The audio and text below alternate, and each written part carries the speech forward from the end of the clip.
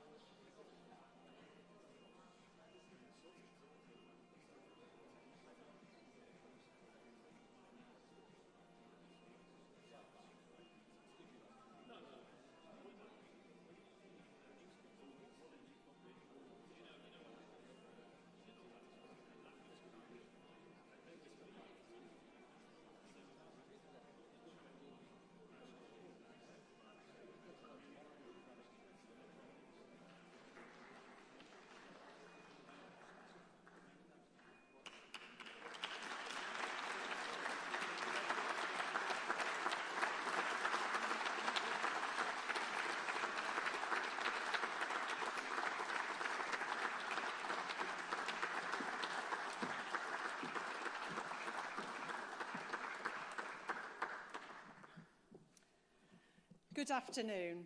It's great to join you all here today. I'm Councillor Louise Gittins. I'm Chair of the Local Government Association and the proud leader of Cheshire West and Chester Council. Local government is the backbone of our country. Our dedicated councillors and officers make a difference in their communities, working hard every day to improve the lives of their residents and building thriving places. As chair of the LGA, I have seen firsthand the work of our councils at the very heart of local decision-making and delivery. They are key to solving our biggest national challenges and critical in promoting sustainable local economic growth. We have continued delivering despite the financial challenges that we've faced. Here in Leeds, for example, the council, working with partners, have developed the pioneering Leeds Flood Alleviation Scheme, protecting more than 4,000 homes and over 1,000 businesses along the River Aire catchment in Leeds and neighbouring communities. And this project will help protect more than 33,000 jobs in Leeds alone. Essex County Council and Chelmsford City Council are partnering with Network Rail to build Bewley Park Station in Chelmsford. This new station is part of a wider regeneration scheme with new road infrastructure and up to 14,000 new homes. In my own council of Cheshire West and Chester, we have established Origin in Ellesmere Port. It's set to be the first decarbonised industrial zone in the world and home to HyNet, who recently received £5 billion from government to develop low carbon and green energy. Origin is the home of over 1,000 businesses and 24,000 jobs, driving forward the green revolution and leading the race to net zero in the northwest. Even when councils come together to form combined authorities, we must remember that councillors are the conveners and leaders of their local places, bringing together local partners to tackle complex challenges. They are uniquely placed to bridge gaps, coordinate efforts, and deliver results that no single agency can achieve alone. That is why the LGA has been clear that local leaders should have more of a say in the decisions and work of other public sector organisations in their places. However, our ability to deliver our priorities has been diminished by budget reductions over the past 15 years, and we estimate councils have made nearly £25 billion of savings and efficiencies in their services in this period. To truly unlock the potential of local government, we also need meaningful devolution. Devolution which isn't just about transferring powers from Westminster, but giving councils the tools and resources to shape their places for the better. The launch of the White Paper today marks an important moment for local government, communities and our country. The LGA has long called for the devolution of powers to local places, and we want every council in England to be able to secure devolution that works for them, their local economies and their residents. While different areas will have strong views on what that should look like, genuine devolution of powers and resources can play a large role, whether that's in promoting inclusive economic growth, creating jobs and improving public services. In a very centralised country, moving funding and power from Whitehall to local leaders is really needed. But it must be done in a way where empowered councils and the communities they serve are at the heart of decision-making. Reforms in this white paper will have a significant impact of every council and community. Our members are, and always have been, open to change. However, we remain clear that local government reorganisation should be a matter for councils and local areas to decide. And over the coming months, the LGA will be engaging proactively with all of our members as we look to respond fully to the White Paper. At the same time, we will closely monitor the bill and work with parliamentarians to ensure we get the best possible legislation on behalf of our members. In local government, we will continue working even more closely with mayors across the country as we look to strengthen those existing bonds for the benefits of our communities.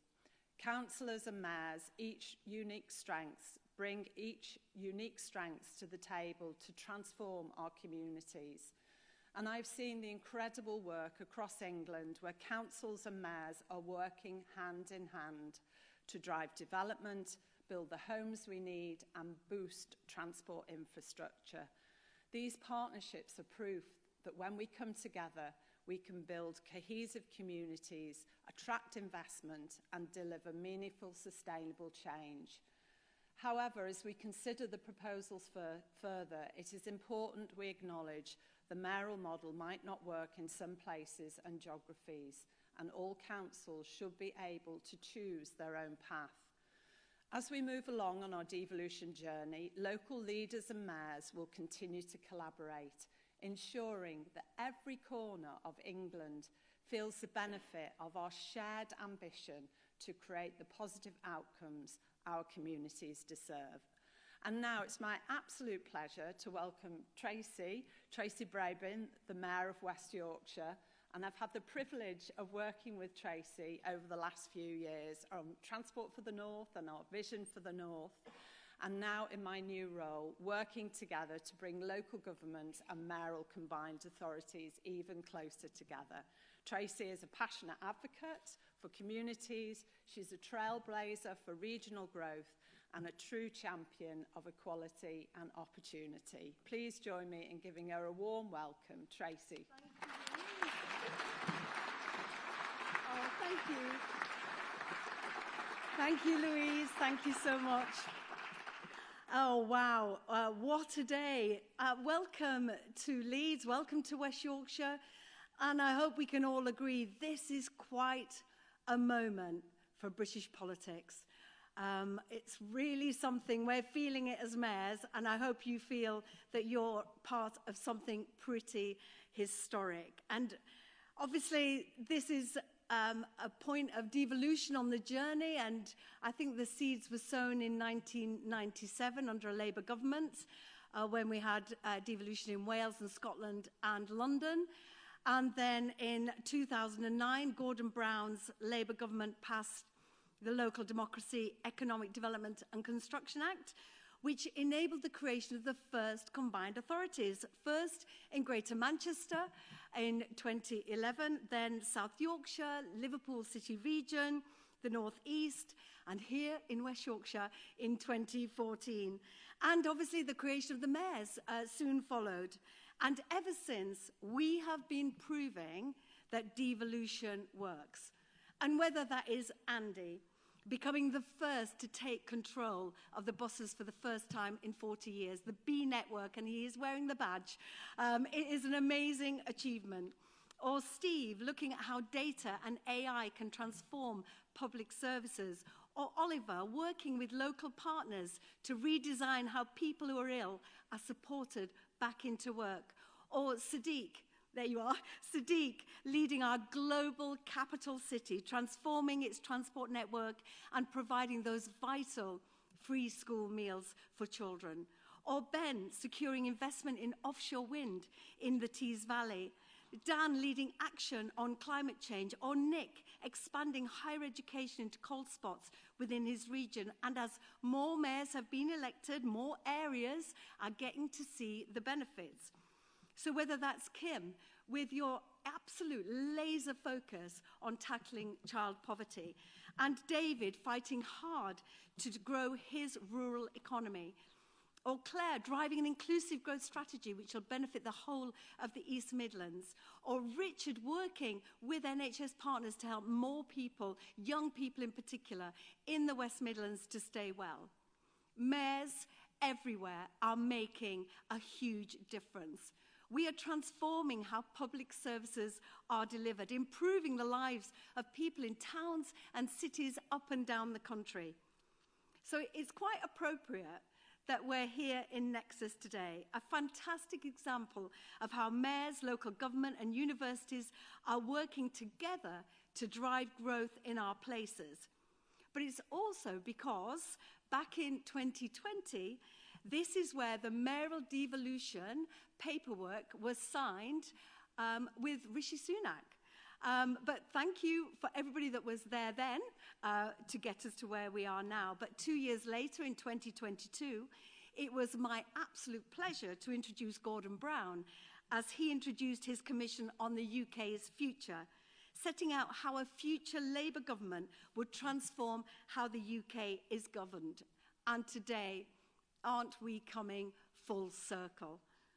With the launch of the English Devolution White Paper and a plan to widen devolution to the whole of England and deepen it where it's already been proven to be successful, it's an amazing moment for our country. Now, I know there's been a huge amount of work that's gone into getting us to this point, but we are hugely fortunate to have a Deputy Prime Minister who is so determined to get things done. Let's not forget, this is 5 months in the making, to change how England is governed, to back our mayors to grow our economies with more powers over skills and housing and transport, more freedoms, more flexibilities, to create those new jobs and opportunities, and fundamentally to put more money into people's pockets.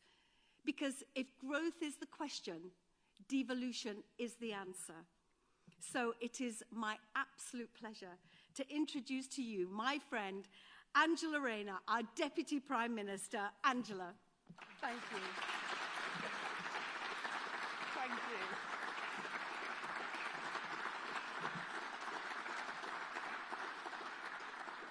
Thanks, Tracy, and thanks, Louise, for your comments as well. And I'm absolutely delighted to be here with you today. It's a moment that I know many of us have been waiting for a long time.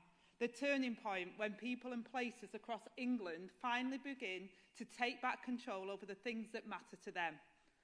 When our proud towns and cities are given the powers they need to drive growth and raise living standards as part of this government's plan for change, I was delighted to stand alongside Keir as he announced our plan just over a week ago. It's a plan for putting more money in people's pockets, a plan for putting politics back in the service of working people, a plan for stability, investment and reform, not chaos, austerity and decline, and it's a plan that will deliver a decade of national renewal. Our devolution agenda is central to this, and to the first of our 5 missions to kickstart economic growth. We've already taken important steps towards this.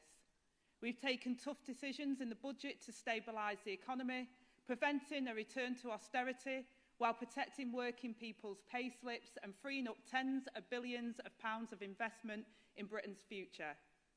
We have established a national wealth fund and just last week announced reforms to our planning rules to get Britain's building and the 1.5 million homes that we need. And as we publish the English Devolution White Paper today, we are taking another step towards relighting the fire in our great regions. And our aim is to create an economy and a society that works for everyone. And by tapping into the incredible talent that exists in all parts of our country. And where better to be marking this milestone than here in Leeds, the fantastic Nexus Innovation Hub, which brilliantly bridges the gap between business and academia. The backdrop here would have once been towering mills and chimneys, and now places like Leeds are proudly forging a future as bright as their industrial past. And in doing so, they're not just powering growth and better jobs in the communities, but as Gordon Brown argued so powerfully in this very place 2 years ago, they're also restoring faith in our democracy by once and for all putting the right powers in the right places. And Leeds is not alone on this journey.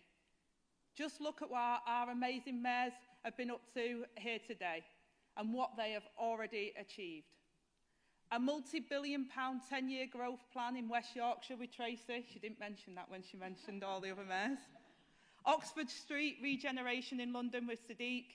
Publicly owned battery trains in Liverpool with Steve.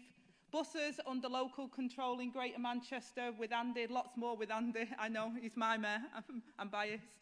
Opportunities for unemployed young people in the West Midlands with Richard. New clean energy jobs in the East Midlands with Claire. North Yorkshire on a path to be England's first carbon negative region with David. The investment zone in Tees Valley turbocharging the digital creative sectors with Ben. Families supported out of poverty in the North East with Kim. And nature recovering in the west of England with Dan. And a health-led employment programmes in South Yorkshire with Oliver. These achievements are proof that we must go further than ever. And through our devolution reforms today, we will back our mayors to deliver even more. And it's about time. For all the promises about levelling up, after 14 years of chaos and decline, our regions are more divided than ever. That's what happens when you spend a decade pitting communities against each other. Now the foundations of a good life are crumbling, and it's no wonder. Our country is the most centralised in Europe, with too many decisions affecting too many people made by too few. And in micromanaging by central government and short-term sticky plaster politics, and you've got a doom loop of real problems going unaddressed in Britain's regions. And there's huge potential that's unrealised. The last Labour government paved the way for the London Mayor, the Scottish Parliament and the Welsh Senate, and the Northern Ireland Assembly, with the great John Prescott laying the groundwork for the devolution model we know today. But under the Conservatives, devolution has often meant that creating a patchwork of individual deals benefiting some parts of the country, while other parts have missed out. Well, no more. With our plan for change, we're turning the page on an economy that hoards potential and a politics that hoards power. It's time for a completely new way of governing, one that unites public and private sectors at all levels of government, business and unions, and the whole of civil society in a shared purpose. And we're serious about this. Within days of the election, one of the first things the Prime Minister and I did was welcome the England mayors to Downing Street. We can't bring about the change and the national renewal that we were elected to deliver without them. That's why I'm wasting no time in handing more powers and the skills for those people with skin in the game to drive real sustained change for every region. Devolution will no longer be agreed by the whim of a minister in Whitehall.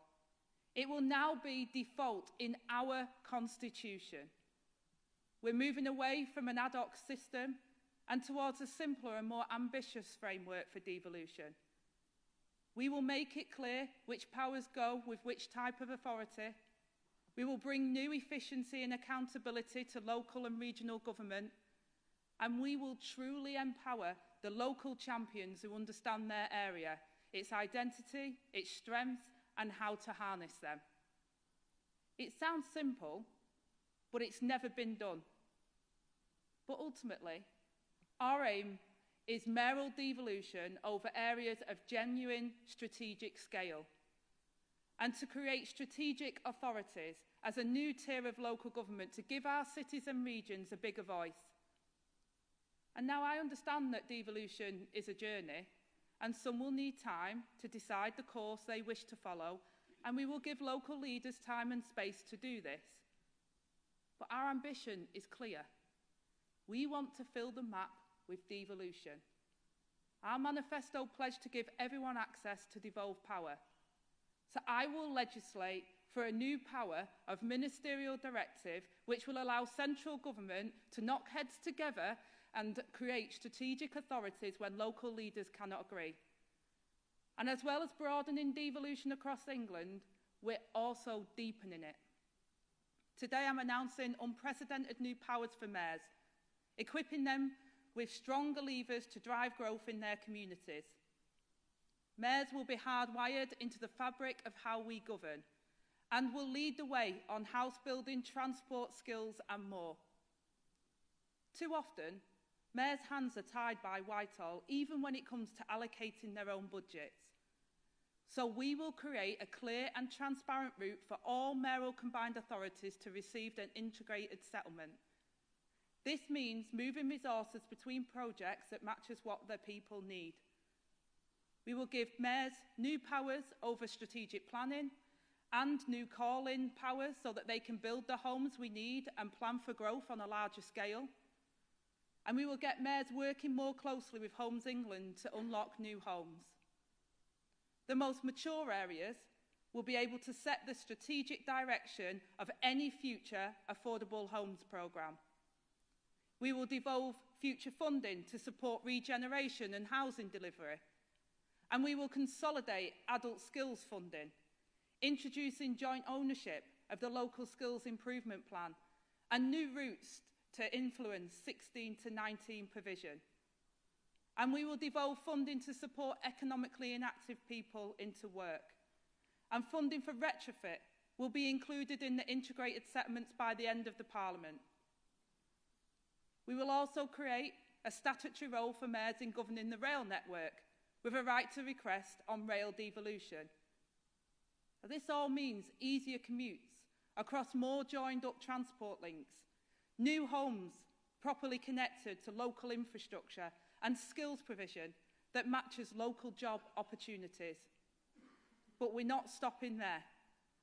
We are also going to integrate police and crime commissioner functions and strengthen their role in integrated care systems.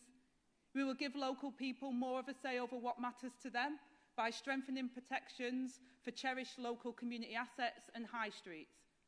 And we are fixing the foundations of local government through reform, fairer funding and responsible stewardship, including through multi-year funding settlements, ending the farcical bidding wars for ring-fence funding pots. And we will facilitate a bold programme of unitarisation, creating simpler, sustainable structures and more accountable politicians. On top of this, Whitehall won't interfere unnecessarily in local decision-making. There is really no good reason for ministers to sign off cattle grids or new cycle lanes. We have an economy that hoards potential and a politics that hoards power. So our devolution revolution will deliver the greatest transfer of power from Whitehall to our communities in a generation, empowering those communities to realise their potential. No other government has been this ambitious about devolution.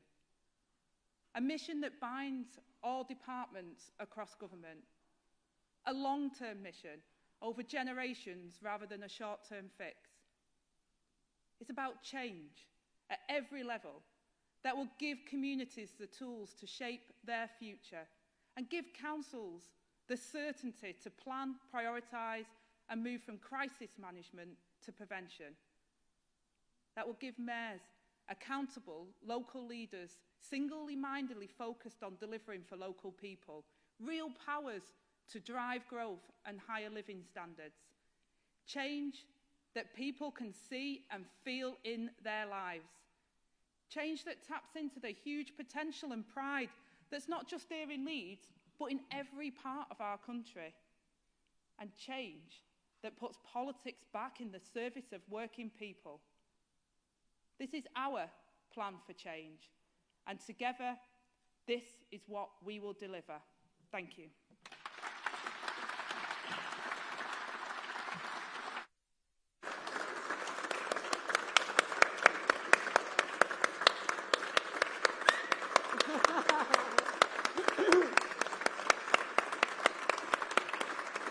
Wow. This is quite a moment. You'll be able to tell your grandchildren, you were here. You were here on this day. Okay, folks, so we're going to have the opportunity to have about 9 questions. So I'm going to cluster them in groups of 3. I'm trying to get journalists and stakeholders as well. So if you want to ask a question, please just raise your hand. And if you say your name and where you're from, that'd be grand. Great stuff. Okie dokie. So at the back, is it Rob? Yeah. Great stuff. I'll take you first then, Rob. Rob, if you introduce yourself, yes. Rob. Hello, Deputy Prime Minister. I'm Rob Parsons from the Northern Agenda newsletter. Can I ask you about post-16 education? We heard this weekend that mayors in the north would like to have more powers and funding to influence their local education systems. I haven't had a chance to read the full white paper yet, but I gather that there isn't too much of that in there. You've promised devolution by default. How does that work if mayors are wanting powers that you're not necessarily willing to hand over? Thank you so much, Rob. And then, is it Jane there? Jane? There's a mic just then. Thank you. Councillor Jane Scullion, leader of Calderdale Council. Some of us are already taking the plunge into devolution here in West Yorkshire, and it's true, we are stronger together. And I'm glad that the rest of the country are going to have some taste of that. But we wonder what's next for combined authorities like ours in terms of developing and maturing the powers that we have. And I suppose the second thing is, when I'm asked on the doorstep, what does this devolution mean in terms of money in my pocket? What's the very simple and straightforward answer? Super. And Jen? Hi, thanks. I think quite a few of the mayors that were involved in discussions around the white paper were keen to see some form of fiscal devolution. I think tourism tax was one of the levers that was mentioned and that was talked about. Doesn't look like that's in there. My sense is that people are not entirely happy about that. Does that mean that the door is closed to this for the duration of this Parliament? And connected to that, are you confident that mayoral combined authorities have got the capacity and the institutional strength, robustness to be able to deliver what you need them to deliver? Thank you. Thank you. So post-16, what does it mean for people and fiscal? Thank you. I mean, there's kind of a theme here of, well, that's great, but we want more, which is even better. And it is evolution as well as revolution. And you've seen that some areas where we've got combined authorities have gone much further because they've been able to do that, and we want to push that. And this white paper and the bill that we'll be putting forward will be a default for devolution. So Whitehall would have to give a good excuse as to why they wouldn't give those areas the devolution. And we want to make sure that we do that, whether it's the post-16 skills or any other element. I think Jem mentioned around tourism tax. That's not in the devolution paper. But there is more, the council tax, mayoral levy, for example, there's more flexibility within that so that mayors can have more power and control over what money they've got and how they spend it. And having a mayor, and I think it comes to Jane's point around combined authorities, what's next is by having more control on a geographical level around transport, skills, housing, so many of those things are interlocking. And the frustration, and I was talking to Andy before, I remember giving him a right old bad time when I was a home helper and a care worker, and my frustration at the time was politicians in Whitehall, they just didn't know what was going on the ground. It felt really clunky, and you'd have one thing happening over here and another thing happening over there. By having a place-based approach within a combined authority gives you that uplift to really tackle some of the challenges. But I would say some of the brilliant opportunities that our areas can deliver. I'm sick of it being talked down like we're a drag. No, we're not. We've got a distinctiveness about us. We've got things that we can deliver. We've got areas that we're proud of, industries that we came from, that actually by allowing people in with skin in the game, combining together and having that ability, I think that that will strengthen us. And I think it's how we deliver the growth. And Jen, I think that, again, on capacity, we've put within the framework that we will support capacity. We'll do secondments as well to make sure that we can build that capacity. And I have never seen a more collaborative group. Scary, actually, because I don't know what you call it, but I call them a pride of mayors, because they are sharing information with each other and working collaboratively to deliver for those areas. And that's what I want to see other areas. So again, the white paper talks about our direction of travel. I want to take people with us, but I want to have a council of mayors. I want to have someone round the table for your area that we can devolve more and we can deliver that collaboration, which will truly give us that growth across all areas. So I think what's next is we build on it. I think the challenge for us is this white paper and the bill is a real game changer. It's a game changer for our country.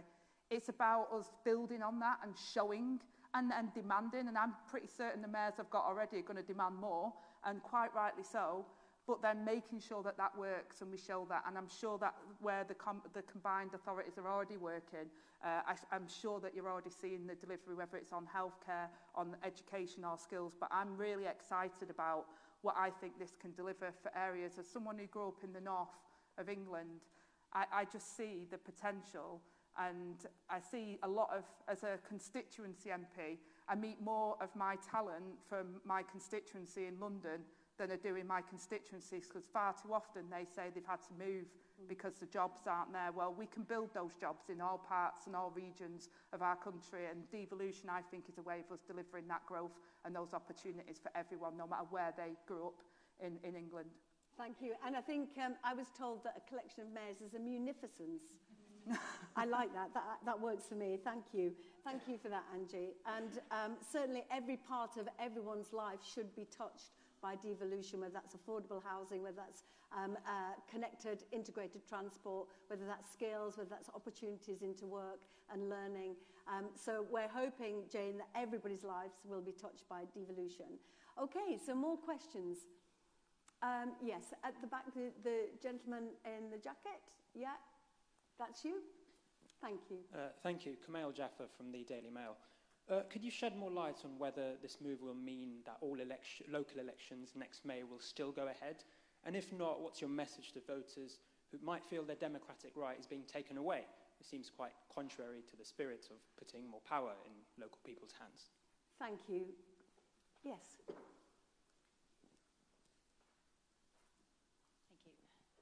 Hello, Victoria Hills Royal Town Planning Institute.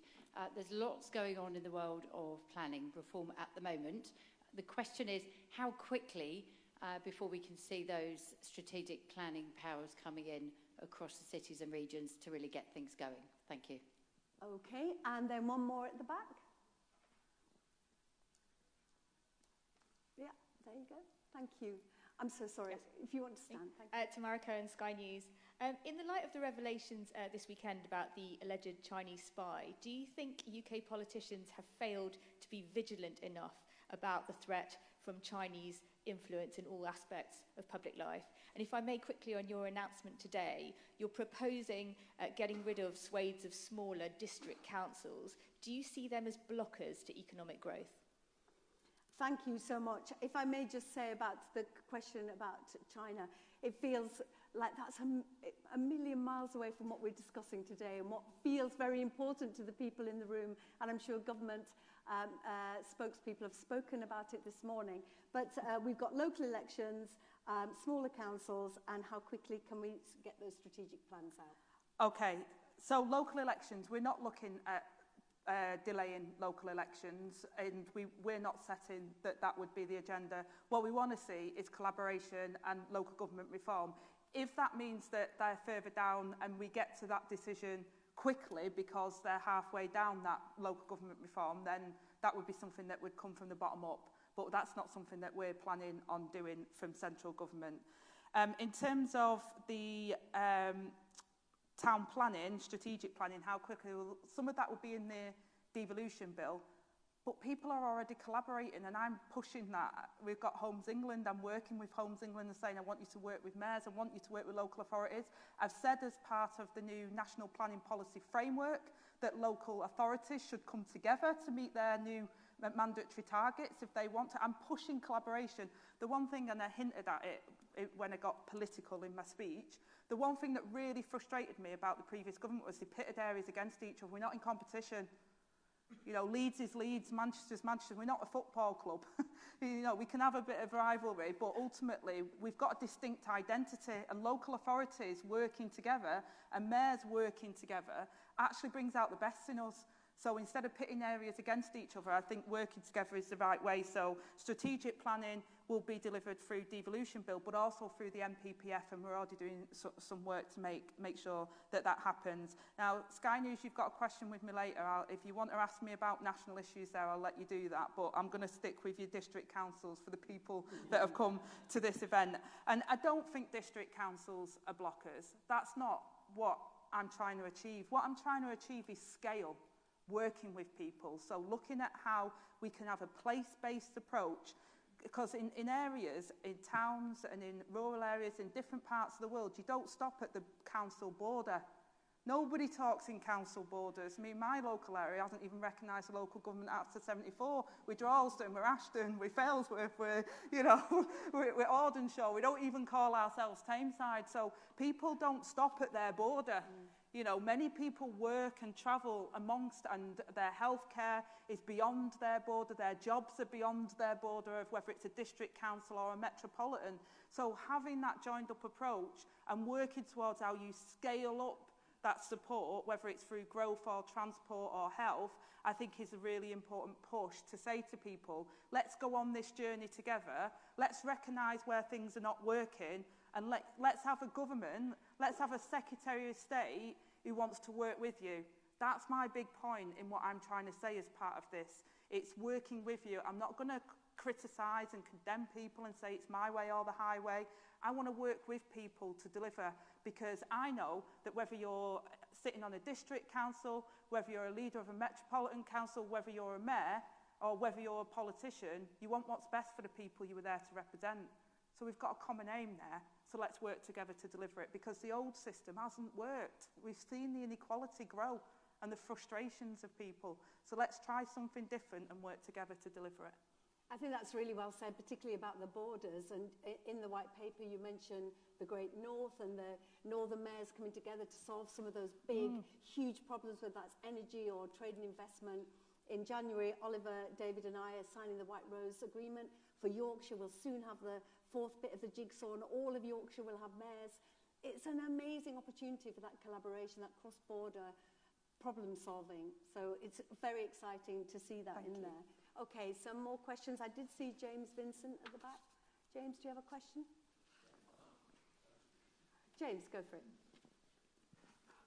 James Vincent from BBC Look North. We've had mayors for about a decade now. It's sometimes quite hard to explain to people exactly what they do and necessarily who they are. What's the evidence that you're basing this on that they are working? Sorry, mayors, but what's the evidence that you're basing all this on? Are mayors working? You're off my Christmas card list, that's for sure. And then there was someone, oh, sorry, I'll come to this side. Yes, please. Thank you very much. You've mentioned transport, and obviously we've got mayors here delivering transport connections in their areas. We represent the Urban Transport Group, working with mayors and their colleagues across the city regions. What role does transport and I guess the many acts and powers that you're transferring going to play in your economic growth mission and the various other missions? Thank you very much. And thank you for all that you do. It's incredible the work that you do, Urban Transport Group. Yes, just behind. Thank you. Nikki Chance-Thompson from the PSOL. I'm also Tracy's Deputy Chair for Culture in West Yorkshire. Just really a question for culture, arts and heritage. This is a sector that's really in quite a lot of peril due to the cost of living crisis. And really my question is how devolution will help support the sector and enable it really to sustain, thrive and grow. It brings so many benefits from an economic perspective, but also well-being, which I think people really need at this difficult time. Thank you. So evidence about do mayors work? How do we make sure transport works connected, and creative industries and culture? Thank you. I don't think that's working yet. Shall I go up here? Yeah. Is that my front? Or you'll put it on any second now? Very good at it. There you Very go. good. Voila.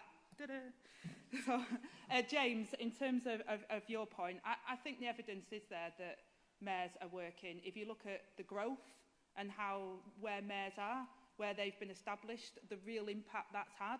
If you look at the transport and connectivity, I would say, and I said it in my speech, one of the things that comes back to us from the mayors is actually, yeah, we're doing great things, but we could do so much more. There's a frustration with the mayors, especially those mayors that have been the trailblazers, in saying, I could do so much more. Why are you deciding the employment? How are you deciding what the jobs are? We know who the jobs are. We know where the skills are. We know who the employers are. We know what the health benefits would be. Why are you stopping us? So you've got to join it all up, and then you get the real potential of areas and the billions of pounds of potential that we can unlock with this devolution is incredible. Not only will that give better outcomes for people in those areas, but it will truly unlock the potential so that we meet our growth target nationally. And we're very clear on that in the government, that we won't unless we're working within our regions and sub-regions with the councils and with mayors across the area. So I do think it is working, but I think it could work even better, and that's what this paper is about. And it goes on to the transport connections as well, because again, you know, in local areas, and Andy will talk to you for a very lengthy time about the problems that we found in Manchester. You can get people in and out of Manchester, but you want to go around my patch and go around to Lisa and Andy's patch, it's a nightmare. So Andy knows that, and so do our local councils, having more control over it. He knows where my constituents are trying to get to, where the jobs are, and he knows how to build that and connect it up. So devolving more around rail and being able to do what Sadiq's able to do, because he has the powers in London. Look, I go to London every week, and I go to Manchester every week. I want London's transport system. If I wait longer than 5 minutes for a tram, I'm getting like really itchy. I'll wait 40 minutes for one in Manchester. That's why Andy's desperate to make sure that we can make that change, and that's important. It touches on economic growth, it touches on opportunity missions, it touches on ending violence, halving violence against women and girls. There's so many things it touches on in terms of our national missions. And culture again, and I think this is really important about identity. And far too often, people don't always understand the significance of something in their local area. That's why we're giving more powers for community assets and CPO powers, and also about how we can see the benefit, not just in terms of, and Tracy's a good example of that, because she talks about the arts, and she wants to bring it to every single person in her area, but the well-being, the price of what that means to be who you are, a part of your identity of an area, the well-being of the area. So people local skin in the game understand that more. They get what it means to their area. Steve's on to me about issues in his area, what it means to be part of where he's from and how important assets are in his area. So I think giving more powers and more control to mayors and being able to protect those assets, and also then see the benefits that that brings to the area, the identity of the area, but also the well-being of the people there. I think somebody in Whitehall doesn't necessarily understand that. Thank you so much, Deputy Prime Minister. Unfortunately, we've run out of time. Thank you.